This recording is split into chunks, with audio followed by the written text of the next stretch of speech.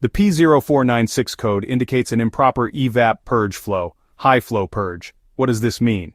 The evaporative emission control (EVAP) system captures gasoline vapors from the tank and sends them to the engine to be burned rather than released into the air. Purge is when those vapors are drawn into the engine. P0496 means the computer detects that there is a flow of purge vapors when there shouldn't be, or that the flow is excessive. This usually occurs when the purge valve or purge solenoid is stuck open. The most common symptom is a check engine light.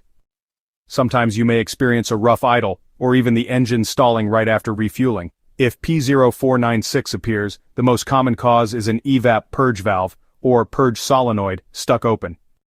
When this valve is open, it allows gasoline vapors to enter the engine uncontrolled, affecting the air-fuel mixture. Visually inspect the valve and its connector for damage, corrosion, or loose connections. It's also crucial to inspect the EVAP system hoses for kinks or blockages. In many cases, replacing the EVAP purge valve will resolve the problem.